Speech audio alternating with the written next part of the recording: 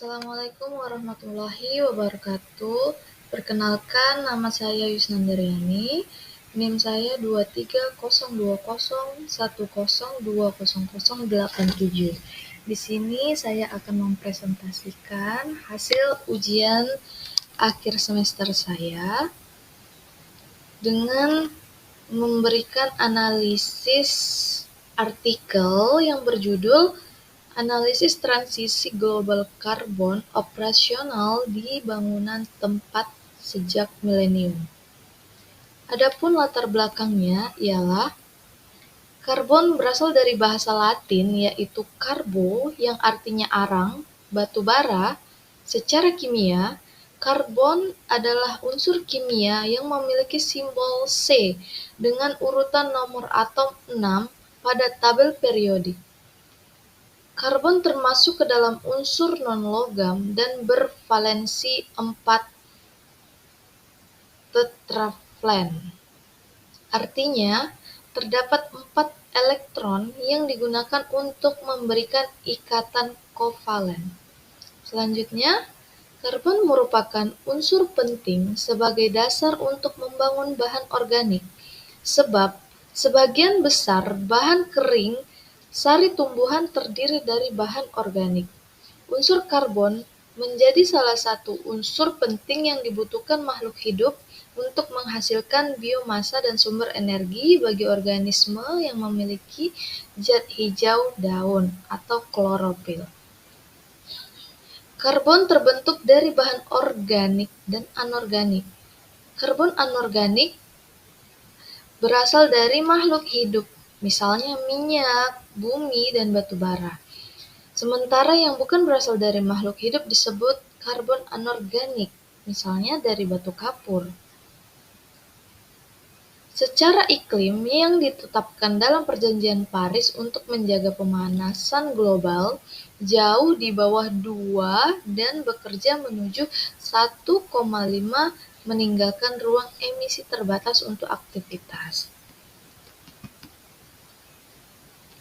manusia dan tidak mungkin dicapai tanpa dekarbonisasi dan tinggi di semua sektor emisi. Sektor bangunan sejauh ini merupakan konsumen dan penghasil energi terbesar dengan karbon operasional dari bangunan mencapai rekor tertinggi lainnya, sebesar 10 gigaton CO2 pada tahun 2021, 5% lebih tinggi daripada saat Perjanjian Paris ditandatangani pada tahun 2015.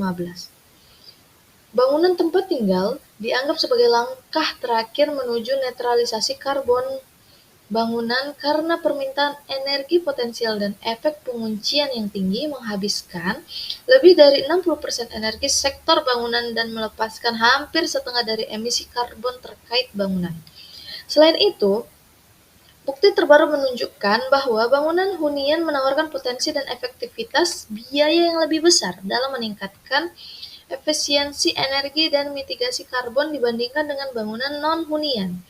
Oleh karena itu, dekarbonisasi bangunan tempat tinggal merupakan langkah penting untuk mencapai netralisasi karbon bangunan dan tujuan iklim Paris. Sekitar 160 negara dari seluruh dunia telah menetapkan tujuan yang ambisius untuk mengurangi emisi karbon pada bangunan dan memasukkan dekarbonisasi konstruksi baru sebagai salah satu kontribusi nasional utama mereka. Meskipun strategi mitigasi ini telah meningkatkan ambisi nasional dan menyediakan dana untuk mengurangi emisi karbon di wilayah tersebut, tidak semua negara memberikan kontribusi yang sama, dan strategi ini merupakan difokuskan pada sektor pasokan, misalnya saja peningkatan efisiensi material dan penghemat energi. Dekarbonisasi operasi dekarbonisasi untuk konstruksi sementara berdasarkan negara atau wilayah yang bersangkutan berbasis bahan dasar dekarbonisasi. Adapun rumusan masalah yang peneliti ambil tentang bagaimana sih pola global dan regional perubahan karbon operasional sejak tahun 2000. Selanjutnya, bagaimana kinerja pembangunan akhir dalam dekarbonisasi operasi bangunan tempat tinggal di seluruh dunia. Apa yang mempengaruhi proses dekarbonisasi dan bagaimana sih proses tersebut dapat dipercepat untuk mencapai emisi net zero? Lalu di sini penelitian mengambil khususnya untuk konstruksi bangunan padat energi. Namun, beberapa studi telah dilakukan kerangka bottom up telah dibuat untuk menilai sejarah dekarbonasi pengoperasian bangunan tempat tinggal dari aktivitas penggunaan akhir rumah tangga di 56 negara dari 12 wilayah penghasil emisi utama di seluruh dunia. Selanjutnya, dekarbonisasi ini telah mencakup sehingga 70% karbon operasional di bangunan tempat tinggal di seluruh dunia, dekomposisi struktural dekomposisi terintegrasi untuk mengidentifikasi efek sosioekonomi, perkembangan teknologi dan aktivitas penggunaan akhir pada dekarbonisasi perumahan. Selain itu, analisis ketidakpastian dan pemeriksaan ketahanan digunakan untuk memverifikasi hasil kerangka penilaian. Menurut Darwin Werden die historical process and die effective decarbonization for gebeurd aantaxan and die Lextunen Virginer Regional by der strategi untuk dekarbonisasi tinggi diusulkan untuk mencapai bangunan tempat tinggal bebas karbon. Lalu, sebagai kontribusinya, yang paling penting, penelitian ini bertujuan untuk menjadi yang paling pertama menilai dan membandingkan sejarah dekarbonisasi global dan regional dan potensi yang sesuai dari operasi bangunan tempat tinggal pada skala rumah tangga, dan untuk memberikan tolak ukur bagi negara-negara untuk menetapkan target dekarbonisasi dan kuota emisi yang tersisa secara adil. Dekarbonisasi yang tinggi dari penghasil emisi utama ini juga akan menginformasikan perkembangan negara penghasil emisi yang tersisa dan mencadangkan lebih banyak ruang emisi. Adapun tujuan peneliti ini untuk memperkirakan pola evolusi spasial temporal dari intensitas karbon, yaitu emisi karbon per rumah tangga, dalam operasi pembangunan perumahan global dan penyelidik dampak sosioekonomi, inovasi teknologi, dan penggunaan akhir pada dekarbonisasi perumahan di 56 negara yang mencakup 12 wilayah di seluruh dunia, khususnya mengukur manfaat dekarbonisasi di 6 aktivitas penggunaan akhir yang berbeda dengan mempertimbangkan struktur penggunaan akhir dan perubahan faktor emisi yang sesuai.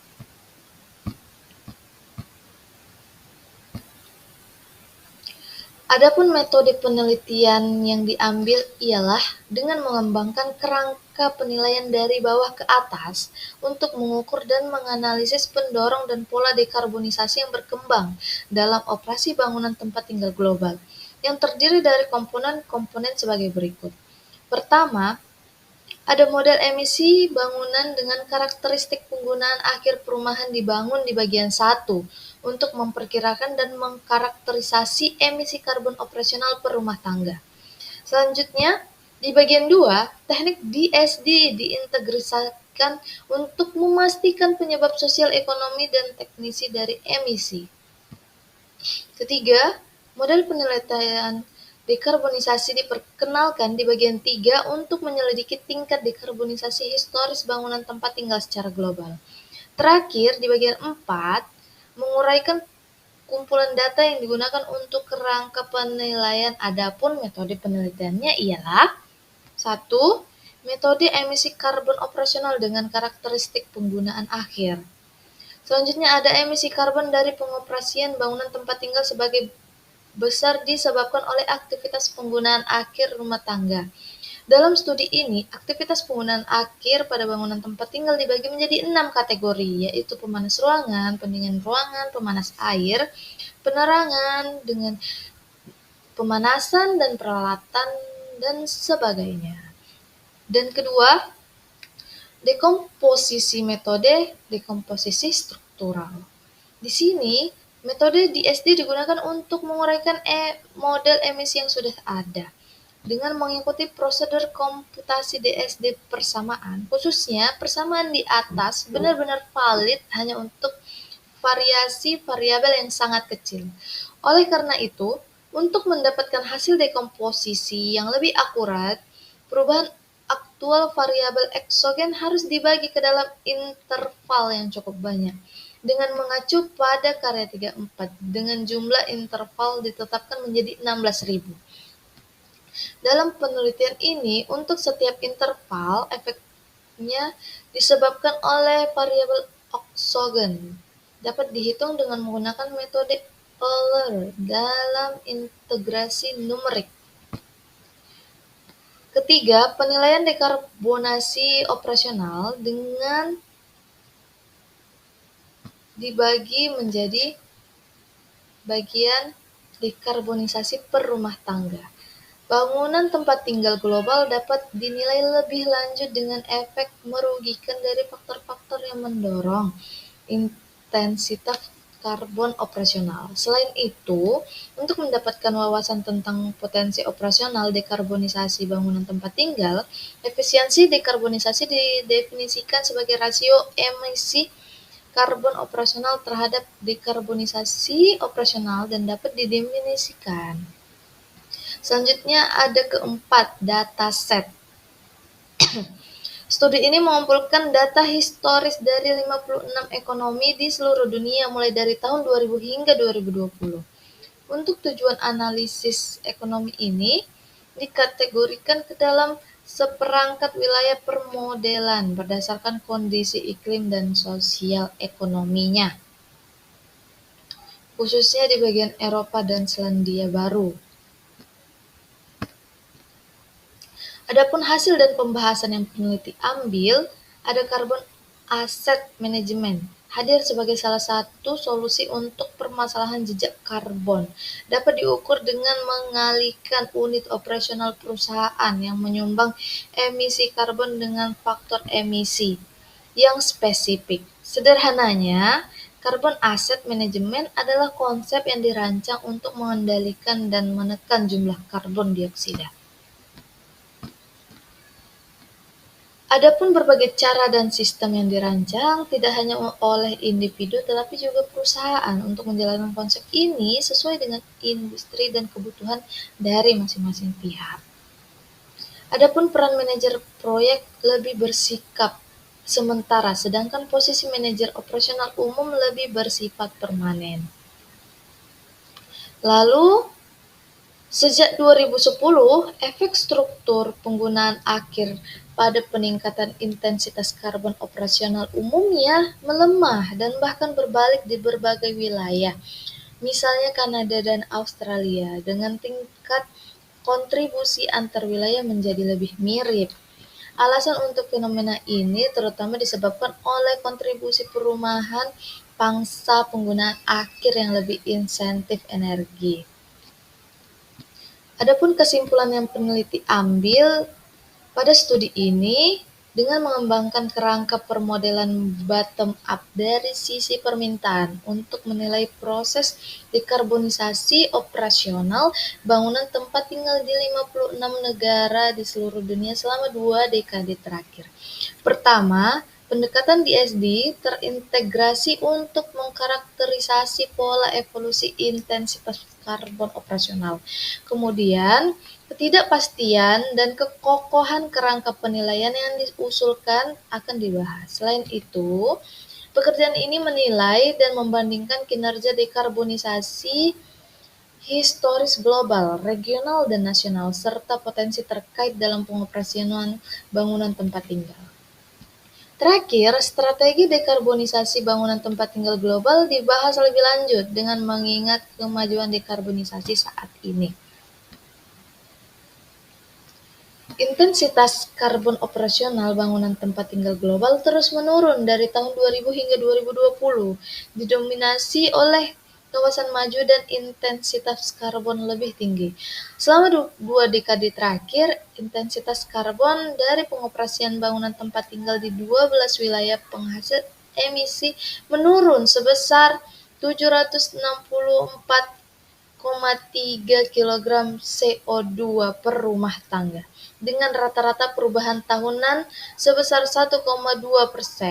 Sebagian besar disebabkan oleh ekonomi maju dan intensitas karbon tinggi seperti Amerika Serikat, Kanada, Eropa, dan Selandia Baru. Sementara intensitas karbon operasional di negara berkembang terletak di Asia dan Afrika masih meningkat.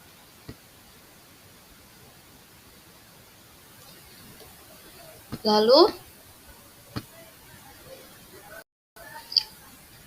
pada pendorong di balik perusahaan regional ini, intensitas energi dan ukuran rumah tangga rata-rata merupakan kontributor terbesar dekarbonisasi operasional bangunan tempat tinggal global, dan PBD per kapita merupakan faktor yang paling penting yang mendorong peningkatan emisi karbon di semua wilayah penghasil emisi, terutama di wilayah berkembang. Karena perubahan energi dan efisiensi energi penggunaan akhir, efek struktural penggunaan akhir terhadap peningkatan intensitas karbon di 12 wilayah emisi secara bertahap melemah sejak tahun 2010. Bahkan berbalik dari efek positif awal hingga menjadi negatif. Pada tingkat nasional, negara penghasil emisi yang lebih besar ada di Amerika Serikat, China, dan India, yang kurang efisien dalam hal dekarbonisasi. Sedangkan negara dengan efisiensi dekarbonisasi yang lebih tinggi cenderung menjadi penghasil emisi baru, yaitu di negara Serbia dan Ukraina yang mudah diabaikan. Pertama, pemantauan dan kuantifikasi frekuensi tinggi terus-menerus terhadap emisi karbon operasional dari bangunan tempat tinggal harus dilakukan untuk memantau dan mengevaluasi dengan cermat keefektivitasan upaya aksi iklim dan memitigasi potensi emisi. Selain itu, kerangka kerja skenario berbasis data harus terus dikembangkan untuk mengeprosesi peta jalan dekarbonisasi di masa depan menuju abad netral karbon. Selanjutnya, adapun ulasan kritis dengan melihat kejelasan tujuan. Tujuan penelitian ini sangat jelas dilihat dari artikel tersebut dengan mengidentifikasi secara spesifik apa yang ingin dicapai. Dalam hal ini, tujuan utama berfokus pada pemahaman bagaimana emisi karbon dalam operasional bangunan telah berubah sejak awal milenium tahun 2000-an dan menganalisis transisi ini dalam konteks global. Tujuan ini sangat relevan dalam konteks isu perubahan iklim dan keberlanjutan lingkungan yang makin mendesak. Karbon operasional dalam bangunan adalah salah satu penyumbang utama emisi gas dan memahami transisi emisi karbon. Adapun metode yang digunakan tepat dan mencapai tujuan. Dengan melihat metodologi yang tepat untuk mencapai tujuan penelitian ini akan melibatkan penggunaan data yang relevan dan komprehensif. Metode analisis dapat menangkap perubahan jangka panjang sejak milenium, serta pendekatan yang mempertimbangkan faktor teknis dan kebijakan pada transisi emisi karbon. Ketiga, hasil penelitian mendukung kesimpulan, karena penelitian ini secara keseluruhan mendukung kesimpulan bahwa transisi menuju pengurangan karbon operasional menunjukkan kemampuan, meskipun tantangan signifikan tetap ada, terutama di negara berkembang. Rekomendasi yang diberikan sesuai dengan hasil penelitian dan tantangan yang diidentifikasi. Lalu,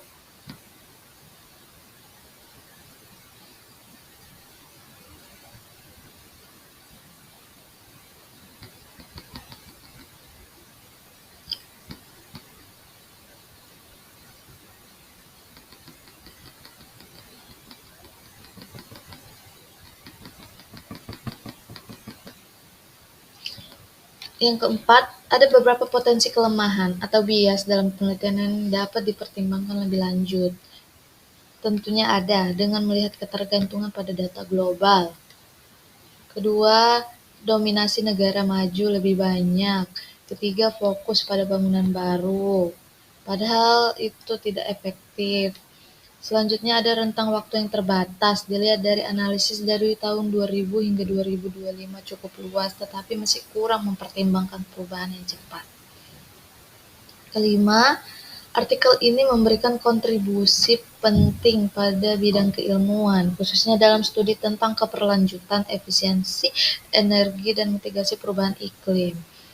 Keenam, saran untuk peneliti selanjutnya diharapkan kepada peneliti selanjutnya untuk dapat meneliti penelitian sebagai berikut, dengan melihat kajian tentang teknologi hemat energi, dengan menganalisis tentang pengaruh perubahan kebijakan energi, dengan pengembangan strategi renovasi untuk bangunan lama yang lebih ramah lingkungan. Dan adapun daftar pustaka bisa dilihat sebagai berikut. Oke, demikianlah presentasi dari saya, Yusnandariani. Semoga dengan hasil presentasi saya mendapatkan nilai yang bagus dan memuaskan. Baik, saya akhiri dengan Assalamualaikum warahmatullahi wabarakatuh.